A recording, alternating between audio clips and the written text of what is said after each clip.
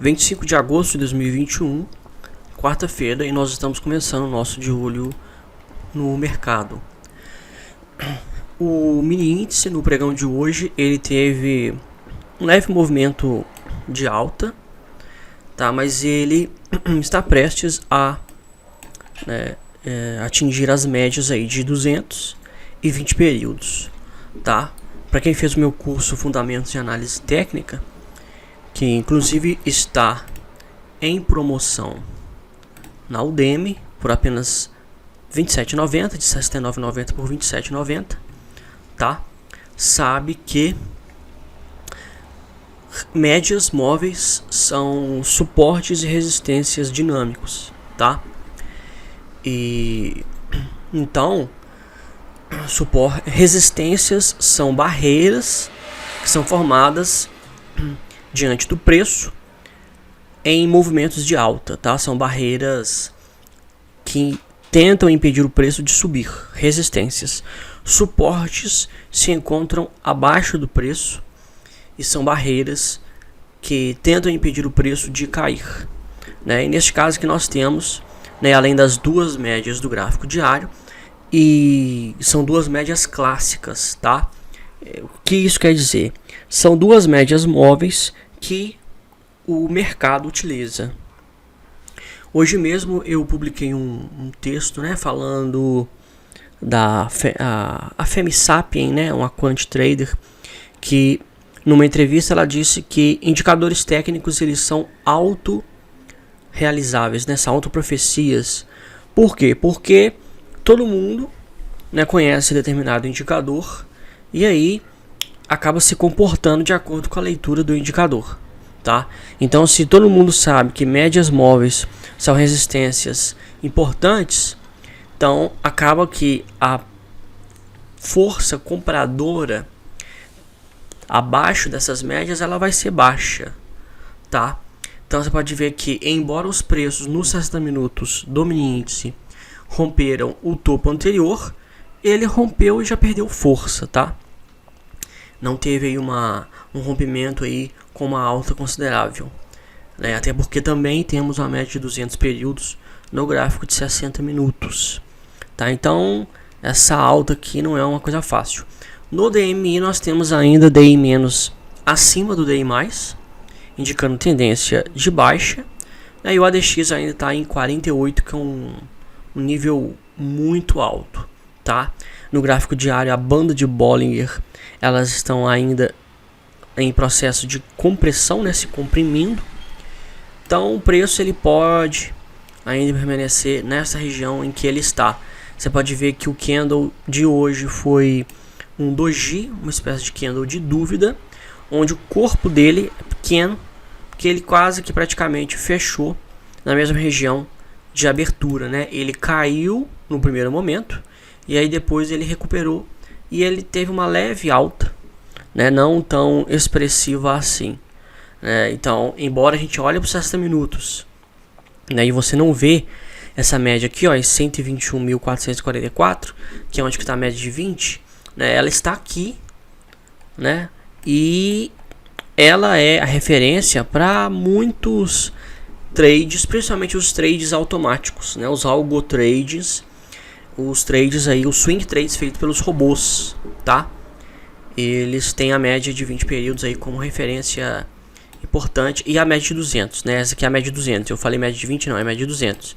E ela é uma média importante, tá? Tem até fundamentalistas, investidores e gestores que colocam a média de 200, tá? E para poder ver, né, só tá com a média de 200 no gráfico para poder ver se os preços estão acima ou estão abaixo, tá? Eu me lembro que quando o SP500 ele caiu abaixo da média de 200, isso foi, né, isso foi ano passado. Eu lembro que o George Soros, ele saiu a notícia, né, que ele estava realizando, né, e ele estava desmontando lá suas posições. E aí eu lembro que saiu a notícia falando que de um dia para o outro ele deixou de perder 17 milhões de dólares, né, com o fato dele ter saído. E aí a referência dele foi a média de 200 lá do SP500, tá? Então é isso, né? Essa alta, possivelmente ela está sendo, né, os portais de notícias aí estão dando explicando, né, a alta de hoje devido à alta aí do mercado lá fora, né? O SP500 tá aí subindo, né?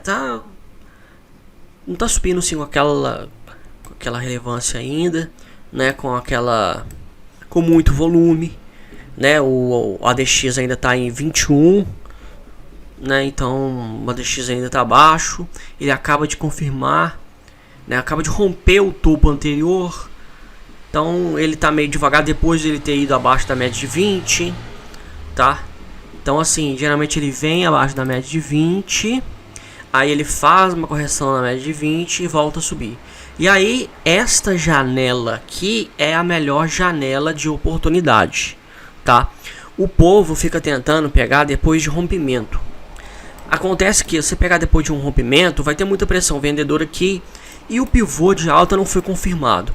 Um pivô bacana é um pivô formado sobre a média de 20. Então o preço cai até a média de 20 e volta a subir, tá? Depois que rompe aqui, né, você tem aí esse movimento de expansão, é a melhor janela de oportunidade que você possa ter para operar, tá? É aqui, ó. Essa é a melhor janela de oportunidade. Olhando para o último movimento, a última vez que aconteceu isso, né? Olha só, ele chegou a cair abaixo da média de 20 períodos, voltou a subir, e aí ele volta a subir, ele rompe o topo anterior, mas ele está em processo ainda de formação de um novo pivô. Aí ele pega, cai, e aí quando ele cai, ele fica andando de lado, e aí quando finalmente rompe a máxima, ele teve um falso rompimento aqui, né? Não fechou acima, tá? Foi apenas uma oscilação. Você pode ver aqui, né, o nível de volatilidade estava grande. Andou de lado, mas quando ele fechou acima deste topo, ele subiu. E aí essa foi a grande janela de oportunidade aí de expansão do SP500, tá? Foi essa aqui, ó. Então é isto daqui que, na minha opinião, né, o trader tem que esperar, tá? Ele rompeu agora, tá fraco ainda, né? E ele precisa fazer uma correção respeitando a média de 20, como ele fez aqui. Você pode ver que ele respeitou a média. Ele não caiu nem beliscou abaixo da média de 20 períodos, tá? E aí ele retomou e aí fez, né, esse novo movimento aqui com essa expansão. Aí ele chegou no nível de exaustão aqui, caiu de novo abaixo da média de 20, para você ver como que, né, o mercado tá sofrendo aí, voltou a subir. Aí agora, nessa grande perna de alta, a não ser que você vá no gráfico de 60 minutos, tá? Alguma coisa assim. Mas no swing trade, no gráfico diário, né, o movimento de expansão, o movimento de alta considerável, a janela de oportunidade melhor vai ser essa. Até porque preços fazendo correção e voltando a subir, o ADX já não vai estar em 21, tá? Ele já vai estar lá em 30 e aí já vai ser um nível bom aí da tendência de alta, tá? Então, os portais de notícias, né, estão falando aí que é mercado externo, porque o SP500, para quem não sabe, ele tem uma certa correlação positiva com o Ibovespa, tá? E aí, né, ele meio que puxa o índice, tá?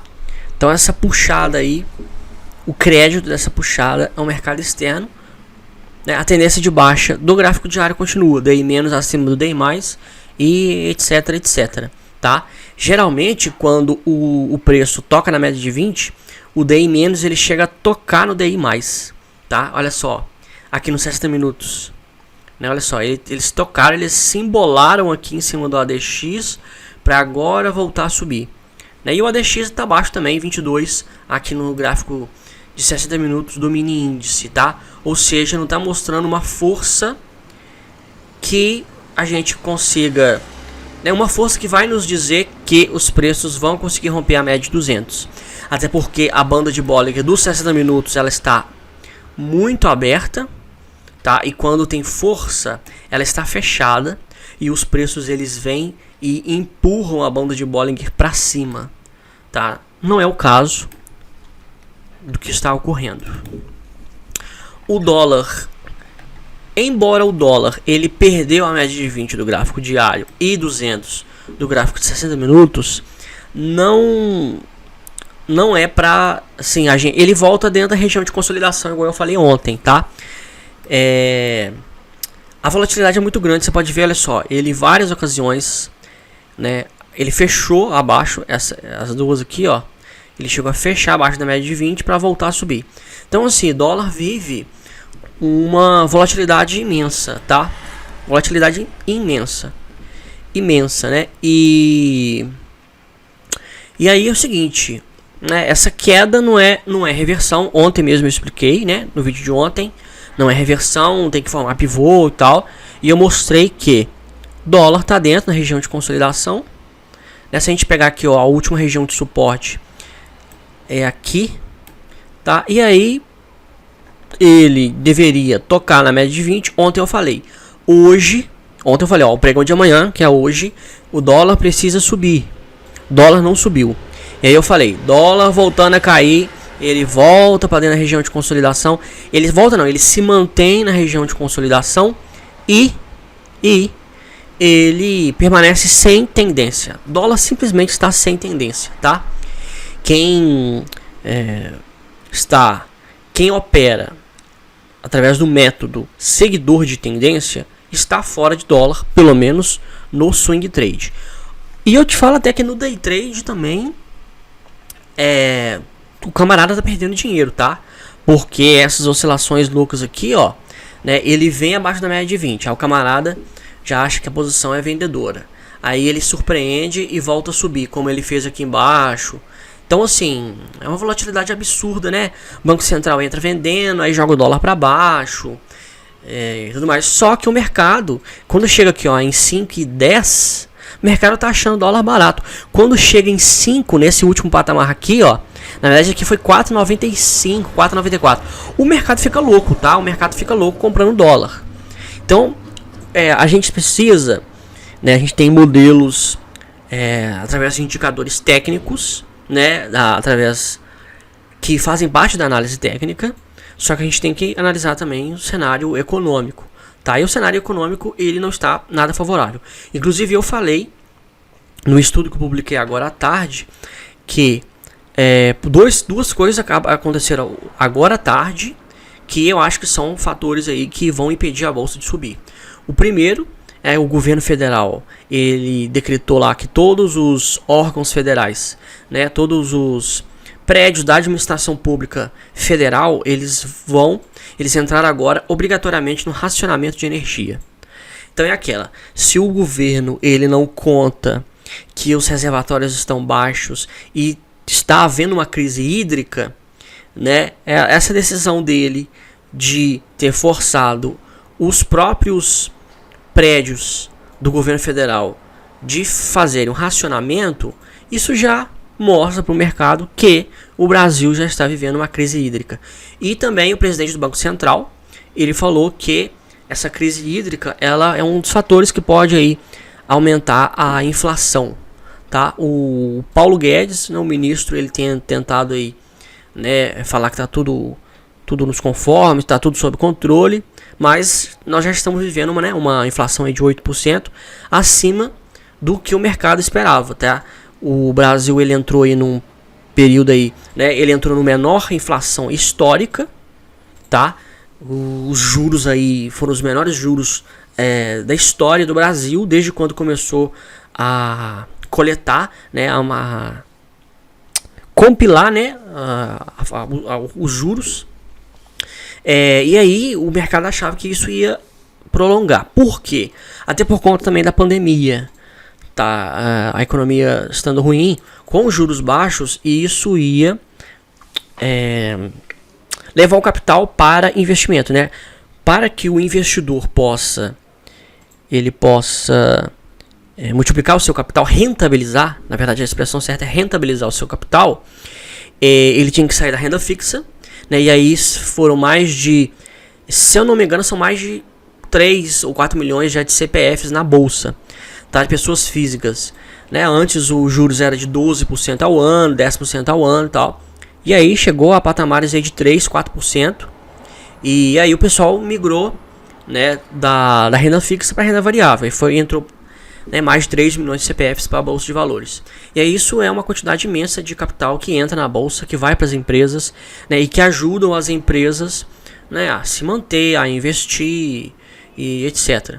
Com a alta dos juros, né, uma grande parte desse capital volta para a renda fixa, tá? E tentando uma remuneração mais segura, né? E aí também o governo federal ele precisa pagar um juros maior dos títulos públicos, e isso afeta também as contas públicas que já não estão boas, né? Então, assim, com juros baixos, isso era bom para o governo federal, para o Tesouro Nacional, tá? E com a elevação dos juros, isso se torna uma coisa ruim. Então, esse cenário de juros altos faz o povo recorrer para o dólar, tá? Então, a gente não pode bater o olho aqui no dólar e falar, olha, perdeu a média de 20, agora é tendência de baixa. Não é tendência de baixa, tá? O mercado, o dólar vai bater 5,10, 5 reais, o mercado vai comprar mesmo, e o mercado está comprando, tá? O mercado está comprando já tem um bom tempo, né? Vamos botar aqui no gráfico semanal do dólar, olha só, né? Desde o início do ano passado, meados de março do ano passado, o mercado estabeleceu a região aqui, ó, de 50.026, né, a região de R$5, como a região de suporte, tá? E tem um ano, na verdade já ultrapassou esse ano, porque foi aqui, ó, a primeira vez que bateu no suporte foi em março, né? Nós já estamos em agosto de 2021, mais de um ano que o mercado está defendendo a região de R$5, mais de um ano que o dólar não cai abaixo de R$5. Teve uma tentativa aqui, ó, nesse ano, mas ele já retomou os patamares aí de 5,25, né? Chegou a 4,95 mais ou menos. Então, e o dólar ele tem uma relação inversa com a bolsa, tá? Então, assim, a gente também pegar e olhar para o índice, né, e falar, não, agora, né, a gente olha aqui, ó, BOVA11. Não, agora a BOVA11 vai subir, né, pessoal, vai comprar ETFs e tal. Não tem nada dizendo que o ETF aí do Ibovespa, tá, é uma boa proteção, não. Né, que vai entrar em um processo de valorização, nem nada. Pode ver que, olha só, o BOVA11, ao contrário do índice futuro, ele conseguiu romper acima da média de 200 e bateu na média de 20. E o DI-, ele nem encontrou com o DI+, tá? Ele geralmente se encontra, né, eles se embolam aí, seja até mesmo pro DI- voltar para cima, mas aqui ele nem aconteceu isso, tá? Então é isso. Eu, né, falar do nosso curso, aproveitando aí, ó, mais um dia nessa promoção de R$ 69,90 por R$ 27,90, porque aqui eu falo sobre os fundamentos, eu falo sobre o básico, tá? Nesse curso eu falo sobre como identificar tendências, os tipos de gráficos, suportes, resistências, volumes, stops, como usar stop, projeção de Fibonacci, psicologia do trade. Então, assim, eu peguei o básico do básico do básico do básico e criei esse curso, tá? Porque muita gente vem sem saber. Eu já tive gente que tem muito dinheiro, tá? Que tem muito dinheiro, a pessoa que nem tirar dúvida comigo e tal, aí a pessoa já tá operando no mercado americano, por exemplo, né? A última pessoa que eu tive, né, nessa situação, a pessoa falou, eu tô aprendendo ainda e tal, e aí eu peguei e falei, beleza, você fez o meu curso de fundamentos e tal? Não fiz ainda não. Porque esse curso aqui, ele tem dentro do nosso plano de assinatura, tá? Da Grafistas. Ele tem aqui dentro, né? Nosso plano é por apenas R$ 49,90 por mês. E, na verdade, esse curso ele tem ele estendido, porque aqui eu ensino sobre setups. E aí aqui também tem as revistas, todas as edições de revistas. Tá um curso mais completo. Tem os canais exclusivos e tem também as planilhas, etc. Mas aí eu resolvi tirar, né, essa parte aqui, parte básica, para pelo menos, né, às vezes a pessoa não quer fazer assinatura e nada, tem ele aqui e por um preço assim absurdo de barato, tá? Muito absurdo de barato mesmo. Porque mercado aí, meu amigo, mercado aí, um cursinho desse aqui pode parecer pouco, mas o pessoal adora colocar número ímpar, né, e número quebrado. Isso é uma estratégia de marketing, né, para dar uma noção de exatidão, lógica, tá? 497, né, 297, é por isso que o povo vende um curso desse, tá? E aqui tá, assim, é extremamente barato. Mas e qual que é o meu objetivo? É levar o básico, porque o que aconteceu comigo, tá? Na prática, o que aconteceu comigo? Eu fiquei assustado com o nível do pessoal que vinha me procurar. Gente que já operava, igual essa pessoa veio me procurar, já estava operando no mercado americano, né? Já estava operando, entrou no papel tal. Mas qual é o critério? Não é o critério nenhum, né? O pessoal entra aí, né? Assina aí relatórios aí e tal, e vai seguindo os relatórios, né? De algumas casas de análise aí e, né? Às vezes os retornos não é aquele retorno que, né, o marketing deles prometem. E segundo, a pessoa não sabe o que está fazendo. Esse é o pior, porque se você seguisse a casa de análise e você soubesse o que está fazendo, você está entrando no rompimento, não sei o que, beleza. Agora não, a pessoa não sabe nem. Eu falei, olha, não está tendo volume. Mas como assim volume? Qual o indicador que você vê volume? A pessoa nem sabe. Então, assim, né, é o básico do básico. E para você também pensar numa estratégia, tá? Você tem que ter estratégia. Tudo na vida você tem que ter estratégia. Para tudo. Se você quer ter, né, sucesso, seja onde for, você tem que ter uma estratégia. Seja o seu planejamento de carreira, tá? Seja o seu negócio, né? Seja numa competição de qualquer esporte ou qualquer coisa, né? Sei lá, você joga xadrez, você disputa aí torneio de xadrez. Você tem que ter estratégia, né? Torneio de pôquer, não sei o que. Você tem que ter estratégia. Se você não tiver estratégia, você vai reagir de acordo com o que vai acontecer e você vai reagir de maneira emocional, tá? Você vai ser reativo, né? A expressão correta é reativo. E a sua reação, ela não vai ter uma linha, né? Ela não vai ter um determinado objetivo. Você simplesmente vai reagir da forma como você acha que deve reagir, tá? E você precisa ter um pensamento estratégico para ter sucesso, principalmente na bolsa de valores, né? Porque você na bolsa, você não pode reagir, você precisa agir, tá? Então você entra numa posição, você tem um determinado alvo. Se não bater no alvo, o que você faz? Se bater no alvo, você continua, você coloca o seu stop no alvo, você coloca o seu stop na 0 a 0, você adquire uma opção, tá? Você faz um long short, tem que ter estratégia, né? Nenhum fundo de investimentos atua no mercado sem estratégia, os institucionais, tá? Então, o que o pessoal tem que ter? E eu vejo, o pessoal tem que ter um mindset de um investidor profissional. Então, você tem 10 mil reais. Pode parecer pouco, você precisa pensar e agir. E cuidar dos seus 10 mil reais como o gestor que cuida dos 10 milhões de reais do fundo dele, tá? Então, e só você tendo pensamento estratégico para você conseguir fazer isso. E para você ter um pensamento estratégico, você tem que entender das metodologias de análise, tá? Para você entender os indicadores básicos. Isso daqui é o beabá, assim, mais básico que existe, tá?